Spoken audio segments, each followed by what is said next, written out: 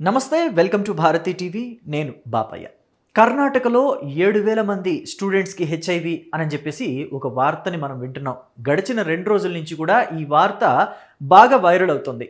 విపరీతంగా social media అంతా కూడా చక్కర్లు కొడుతుంది. యువతకి హెచ్ఐవి రావటం ఏంటి?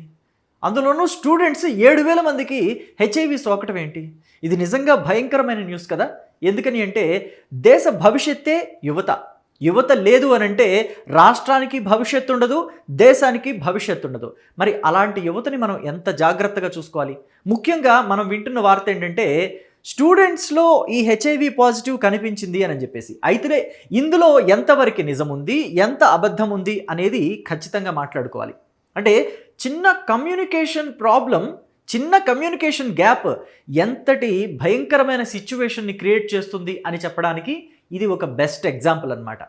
ఫ్యాక్ట్ చెక్ చేస్తే తెలిసింది ఏంటంటే స్టూడెంట్స్లో 7,000 మందికి హెచ్ఐవి పాజిటివ్ వచ్చింది అనేది కరెక్ట్ కాదు. యువతలో 7,000 మందికి హెచ్ఐవి పాజిటివ్ వచ్చిందనేది రైట్.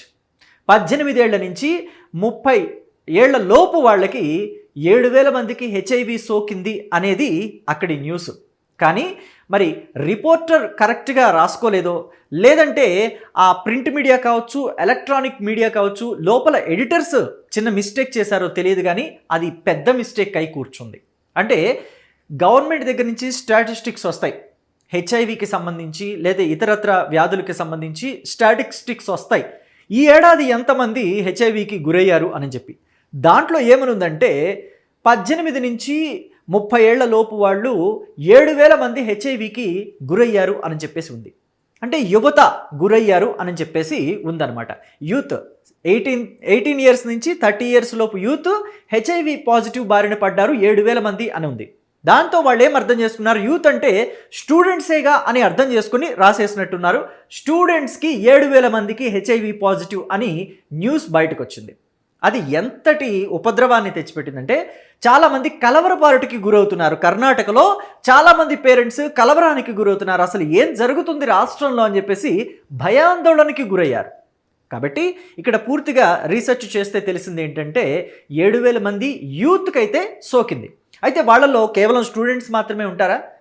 18 నుంచి 30 ఏళ్ళ లోపు వాళ్ళు అందరూ స్టూడెంట్సే ఉంటారు కాదు కదా. కొంతమంది ఉద్యోగాలు చేసేవాళ్ళు ఉంటారు, కొంతమంది కూలి పనులకు వెళ్ళే వాళ్ళు ఉంటారు, కొంతమంది ఇంకా ఇతరత్ర రంగాలలో పనిచేసే వాళ్ళు కూడా ఉంటారు.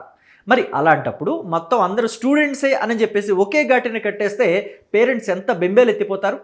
అయితే ఇది ఆలోచించాల్సిన అంశమే, దీన్ని లోతుగా పరిశీలించాల్సిన అంశమే, ప్రభుత్వం కూడా చాలా సీరియస్గా తీసుకోవాల్సిన అంశమే. కాబట్టి ఇది సీరియస్ సబ్జెక్టే, ప్రభుత్వం చాలా కేర్ తీసుకోవాల్సిన అంశమే. అయితే ఇక్కడ ఏం జరుగుతుంది ఏంటి కర్ణాటకలో అని చెప్పేసి ఒక్కసారి కనుక మనం చూస్తే కర్ణాటక రాష్ట్రంలో కల్లోలం సృష్టిస్తున్న అంశం. ఒక రకంగా చెప్పాలంటే నేషనల్ ఎయిడ్స్ కంట్రోల్ ఆర్గనైజేషన్ ఇచ్చిన రిపోర్టుతో ఇప్పుడు అక్కడ ఒక నిశ్శబ్ద తుఫాను విలయమే నడుస్తుంది. NACO రిలీజ్ చేసిన ఆ భయంకర గణాంకాలు ఇలా ఉన్నాయి. హెచ్ఐవి బాధితులు సరే, అందులో కాలేజీకి వెళ్ళే యువతీ యువకులు భారీగా ఉండటం కలకలం రేపుతోంది. ఇదే నేను చెప్పిన కొంచెం కన్ఫ్యూజన్ క్రియేట్ చేసిన అంశం అన్నమాట. కర్ణాటక రాష్ట్రంలో ప్రస్తుతం ఉన్న హెచ్ఐవి రోగుల్లో 2,60,000 అధికారికంగా నమోదైన ఈ గణాంకాలు చిన్న సంఖ్యేమీ కాదు. అయితే ఈ 2,60,000 మందిలో చికిత్స పొందుతుంది మాత్రం 2,05,000 మంది. ఇది నిజంగా ఆందోళనకరమైన అంశం. సో ఇది మరింత కలవరపెడుతున్న అంశం. మిగతా వారు ఎవరనేది ఇంకా రిజిస్టర్లో నమోదు కాలేదు. ఇక కర్ణాటక రాష్ట్రంలో హెచ్ఐవి సోకినప్పటికీ ఆ విషయమే తెలియని వారు 54,000 మంది ఉన్నారు. మరి వాళ్ళకి ఆ విషయం తెలియదంటే వాళ్ళు రెగ్యులర్గా ఎవరితో సెక్స్ చేస్తున్నారు, లేకపోతే వాళ్ళకి తెలియక బ్లడ్ డొనేషన్ ఏమైనా చేస్తున్నారా, ఇలాంటివన్నీ కూడా ఈ హెచ్ఐవి వేరే వాళ్ళకి సోకడానికి మార్గాలు అవుతాయి. తెలిసి తెలియక వారి ద్వారా ఈ వైరస్ ఎంతమందికి సోకుతుందోనన్న మరో ఆందోళన కర్ణాటక రాష్ట్రం మొత్తం. హెచ్ఐవి బాధితుల్లో 7,000 మందికి పైగా విద్యార్థులే ఉండటం సంచలనంగా మారింది. ఇది తప్పు. యాక్చువల్లీ నేను ఇందాక చెప్పాను కదా, ఇది ఒక చిన్న కమ్యూనికేషన్ గ్యాప్. 7,000 మంది విద్యార్థులే అని చెప్పేసి మాత్రం కరెక్ట్ కాదు. ఇక వీరంతా వివిధ కాలేజీల్లో క్యాంపస్ల్లో చదువుకుంటున్న వారే కావటం అటు ప్రభుత్వాన్ని ఇటు తల్లిదండ్రులకు కలవరపాటుకి గురి చేస్తుంది. మరి అలాంటి న్యూస్ వింటే తల్లిదండ్రులకి కలవరం కాక ఇంకేముంటుంది. అయితే స్టూడెంట్స్ కాదు కదా, మొత్తం ఆ 7,000 మంది స్టూడెంట్సే కాదు, వివిధ రంగాల్లో పనిచేసే 18 నుంచి 30 ఏళ్ల లోపు వయసున్న వాళ్ళు కదా, స్టూడెంట్స్ మాత్రం కాదు కదా అని చెప్పేసి వదిలేసి ఊరుకోవడానికి లేదు. వీళ్ళందరికీ కూడా ఒక రకమైన అవేర్నెస్ క్రియేట్ చేయాల్సిన అవసరం ప్రభుత్వం మీద ఉంది. అవసరమే కాదు, ఒక గట్టి బాధ్యత ఉంది కర్ణాటక ప్రభుత్వం మీద. అయితే ఇక్కడ అందుకోసం కర్ణాటక ప్రభుత్వం రంగంలోకి దిగిపోయింది. కాలేజీల్లో మెగా క్యాంపులు నిర్వహిస్తోంది. రాష్ట్ర ప్రభుత్వ ఎయిడ్స్ నివారణ సంస్థ ఒక సంచలన నిర్ణయం తీసుకుంది. రాష్ట్రంలోని అన్ని ఉన్నత విద్యా సంస్థల్లో హెచ్ఐవి అవగాహన కార్యక్రమాలను ముమ్మరం చేయాలని నిర్ణయించింది. ప్రతి కాలేజీలో హెచ్ఐవి పరీక్షలు తప్పనిసరి చేసింది ప్రభుత్వం. ప్రభుత్వ, ఎయిడెడ్, ప్రైవేట్ అనే తేడా లేకుండా, అంటే ప్రభుత్వ కాలేజీలు, ప్రైవేట్ కాలేజీలు, ఎయిడెడ్ కాలేజెస్ కూడా ఉంటాయి కదా, అలాంటి ఏ తేడా పెట్టుకోకుండా ప్రతి ఒక్క కాలేజీలోనూ హెచ్ఐవి టెస్టుల్ని నిర్వహించాలి అని చెప్పేసి కౌన్సిలింగ్ కూడా ఏర్పాటు చేయాలని చెప్పేసి ప్రభుత్వం ఆదేశించింది. అయితే ఈ టెస్టులకు సంబంధించి ఒక నిర్ణయం తీసుకున్నారు. అది నిర్ణయం తీసుకోవటమే కాదు, రూల్స్ అండ్ రెగ్యులేషన్స్లో ఉంది కూడా. హెచ్ఐవి టెస్ట్ మీరు కంపల్సరీ చేయించుకోవాలి అని చెప్పి ఎవరిని బలవంతం చేయడానికి లేదు.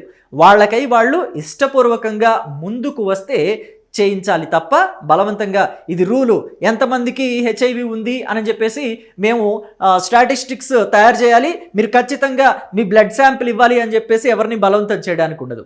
అలాగే ఇంకొక విషయం కూడా ఏంటంటే, ఒకవేళ హెచ్ఐవి టెస్ట్ చేసిన తర్వాత ఎవరికైనా పాజిటివ్ వస్తే దానిని చాలా గోప్యంగా ఉంచుతారు. అందరికీ తెలిసేలాగా, కాలేజీలో అందరికీ తెలిసేలాగా చెప్పరు.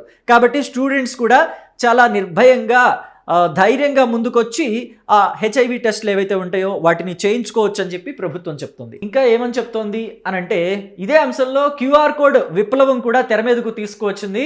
హెచ్ఐవి అవగాహన పెంచడానికి విద్యార్థుల కోసం ప్రత్యేక క్యూఆర్ కోడ్ను అందుబాటులోకి తెచ్చారు. దీనిని స్కాన్ చేయడం ద్వారా హెచ్ఐవి కేంద్రాల వివరాలు, సరైన సమాచారాన్ని సులభంగా తెలుసుకోవచ్చు. అంటే ఫస్ట్ ఆఫ్ ఆల్ హెచ్ఐవికి సంబంధించి సిమ్టమ్స్ ఏంటి, అలాంటి సిమ్టమ్స్ మనలో ఉన్నాయా లేదా అని చెప్పేసి కొన్ని క్వశ్చన్స్, దానికి ఆన్సర్స్ ఇవ్వమని చెప్పేసి ఆ క్యూఆర్ కోడ్ స్కాన్ చేస్తే వస్తుంది. ఒకవేళ ఆ స్టూడెంట్స్ కావచ్చు, లేకపోతే ఆ పర్సన్ ఎవరైనా కావచ్చు, ఆ క్యూఆర్ కోడ్ని స్కాన్ చేసినప్పుడు అది అడిగిన ఆన్సర్స్ అన్నీ కూడా హెచ్ఐవి పాజిటివ్ ఉన్నట్టుగా ఏమైనా సంకేతాలు ఉండేలాగా ఉన్నాయి అని అంటే దగ్గరలో ఉన్న స్క్రీనింగ్ సెంటర్కి వెళ్ళడానికి, దగ్గరలో ఏ సెంటర్ అవైలబుల్గా ఉందని చెప్పేసి కూడా ఆ క్యూఆర్ కోడ్లో చూపిస్తుంది. కాబట్టి ఆ క్యూఆర్ కోడ్ని యూజ్ చేసి కూడా సులభంగా తెలుసుకోవచ్చు అన్నమాట. ఇక దేశ భవిష్యత్తు యువతే కాబట్టి వారిని సురక్షితంగా చూసుకోవడమే లక్ష్యంగా కర్ణాటక ప్రభుత్వం ఈ కీలక నిర్ణయం తీసుకుంది. అయితే ఇక్కడ ఒక విషయం మనం గమనించాలండి. కర్ణాటక ప్రభుత్వం ఈ కీలక నిర్ణయం తీసుకుందని చెప్పేసి మనం ఇక్కడ తెలుగునాట చెప్పుకుంటున్నాం. అసలు తీసుకోవాల్సింది కూడా తెలుగునాట. ఎందుకంటే ఆంధ్రప్రదేశ్ సెకండ్ ప్లేస్లో ఉంది, ఫస్ట్ ప్లేస్ మహారాష్ట్రలో ఉంది. మహారాష్ట్ర ఫస్ట్ ప్లేస్లో ఉంది. ఆంధ్రప్రదేశ్ హెచ్ఐవి సోకిన వారి సంఖ్యలో సెకండ్ ప్లేస్లో ఉంది. కాబట్టి ఆంధ్రప్రదేశ్ ప్రభుత్వం కూడా ఈ విషయంలో చాలా జాగ్రత్త వహించాలి, అవేర్నెస్ కార్యక్రమాలు పెట్టాలి. అలాగే ఈ హెచ్ఐవి స్క్రీనింగ్కి సంబంధించి ఆ టెస్టులు చేసేవి కూడా అందరికీ అందుబాటులో ఉండేలాగా, ఎక్కడెక్కడ ఈ టెస్టింగ్ కేంద్రాలు ఉన్నాయి ఏంటి అని చెప్పేసి పూర్తి వివరాలు తెలిసేలాగా అందరికీ అవగాహన కల్పించడం కూడా చాలా అవసరం అని చెప్పి ఆంధ్రప్రదేశ్ ప్రభుత్వానికి కూడా చాలామంది చెప్తున్నారు. ఎందుకంటే సెకండ్ ప్లేస్లో ఉంది కాబట్టి ఆంధ్రప్రదేశ్. సో ఇక ఇంకొక విషయం కూడా ఇక్కడ మనం గమనించాలి. ఖచ్చితంగా ఈ హెచ్ఐవి గురించి అవగాహన కల్పించడం ఎంత ఇంపార్టెంటో, వాళ్ళని చెదరించుకోకుండా, వాళ్ళని మానసికంగా ఇబ్బంది పెట్టకుండా ఇలాంటి అవేర్నెస్ కూడా తీసుకురావటం చాలా అవసరం. కాబట్టి దీని మీద మీ అభిప్రాయాన్ని తెలియచేయండి. కమ్యూనికేషన్ గ్యాప్ ఎంత భయంకరమైన విషయాలకి దారితీస్తుంది అనే దాని మీద, అలాగే హెచ్ఐవి పట్ల ఎంత అవేర్నెస్తో ఉండాలి అనే దాని మీద కూడా మీ అభిప్రాయాన్ని కమెంట్ బాక్స్లో తెలియచేయండి. Thank you.